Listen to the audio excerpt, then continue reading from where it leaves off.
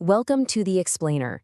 So, today we're going to untangle a really complex story. It connects a controversial law enforcement official with some pretty challenging philosophical ideas. It's a fascinating one. All right, here's how we're going to break this down. First, we'll look at the person at the heart of all this controversy.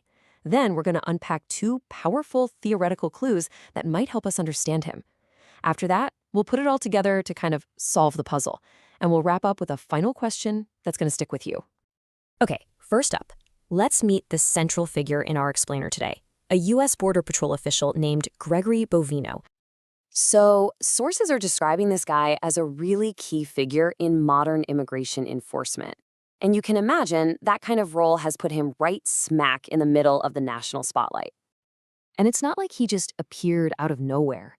We're talking about a career that spans nearly 3 decades. He saw a steady climb up the ranks, and it all culminated in him commanding these huge, major national operations back in 2025. Okay, so this is where it gets really interesting. The sources we're looking at, they point to these specific actions that, when you put them together, start to form a pretty clear pattern. I mean, we're not just talking about someone who pushes boundaries in some abstract way. We're talking about, for example, leading a raid where, get this, only 1 out of 78 people arrested actually had a criminal record. Or being photographed using tear gas in direct violation of a federal judge's order. So yeah, this goes way beyond just controversy. It starts to look like a record of someone who believes they can operate completely above the law. So this all raises a big question, right? It's a real puzzle.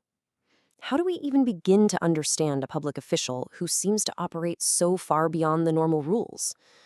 Well, to solve it, our sources suggest we need to look past the headlines and dive into the world of philosophy. All right, let's get into our first clue. We're going to see how this all starts to build, and we're starting with the French philosopher Jacques Derrida and his pretty radical ideas about forgiveness. So Derrida draws this really sharp line in the sand between two things. On one side, you've got reconciliation. Think of this as a political tool. It's strategic, right? It's all about apologies, maybe some reparations. Its goal is to get society back to normal. But on the other side, you have what he calls pure forgiveness. And this is something else entirely. It's completely unconditional, it asks for nothing in return, and it has absolutely no political agenda. And this quote, this is where we get to the core paradox. For Derrida, it's like this. If something is easy to forgive, then it doesn't really require forgiveness at all. It's just a transaction, part of a social calculation. He says that true, pure forgiveness can only apply to the thing that seems absolutely, totally impossible to forgive. It's an act that goes way beyond reason and logic. And that right there is the crucial point for us. The big takeaway is that some concepts can only truly exist outside of our normal systems, outside the law and all its calculations.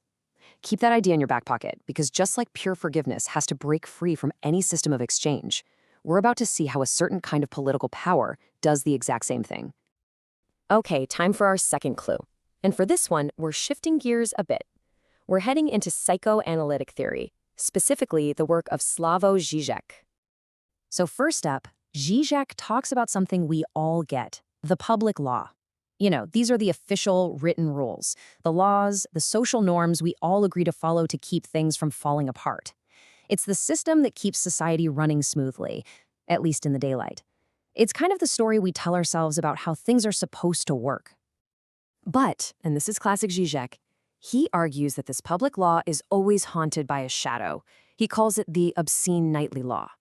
And its whole purpose is to secretly, quietly encourage us to break the official rules. It's that unwritten code, you know, the one that winks and nods at breaking the rules, the one that suggests the real way to prove you belong is to go against the public code. So here's the kicker. The system of law is basically split in two. A great example is that code red idea you see in military movies. Officially, the public rules say, you can't do this. But then there's this secret, unspoken command that says, no, you must do this forbidden thing, because that's how we really enforce our power and our cohesion as a group. Okay, so we've got our two clues, Derrida's Unforgivable and Žižek's Nightly Law. Let's put them together and see how one of our sources actually uses these ideas to analyze what Gregory Bovino was doing. Now, this psychoanalytic essay we're drawing from, it makes a really interesting argument. It says that a figure called the proxy agent shows up to publicly perform the secret nightly law for a political master. So Bovino isn't just some rogue agent going off the rails. No, he's framed as a proxy. He's the guy who makes those secret, unwritten rules visible for everyone to see. He's the one acting out the very commands that the public law has to pretend to forbid. And check this out. This table really maps it out. It shows how his actions, according to this essay, function as a kind of performance. So using tear gas against a court order, that's not just breaking a rule. It's a performance of being above the public law. It's fulfilling that code red command we talked about. And his unmasked defiance during operations, that's not just a slip up in protocol. It's a very public signal to his supporters saying, yeah, I'm with this, I identify with this transgressive act. And boom, just like that, law enforcement is turned into a political spectacle. So what's the point of all this? Well, the source argues the goal is to generate this incredibly powerful political emotion called jouissance. And we're not talking about simple pleasure or happiness here.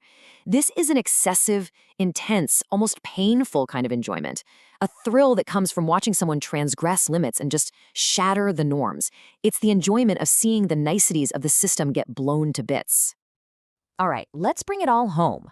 We're going to circle back to our very first clue now to tie this whole thing together with one last, really provocative thought. So think about it. We've looked at two incredibly powerful ideas. On one hand, you have this act of political transgression, which has to operate beyond the law to work. And on the other, you have this act of pure forgiveness, which can only exist beyond the law. One is from politics, one is from ethics, but they both get their power from stepping outside the normal system of rules. And that leaves us with a huge question, doesn't it?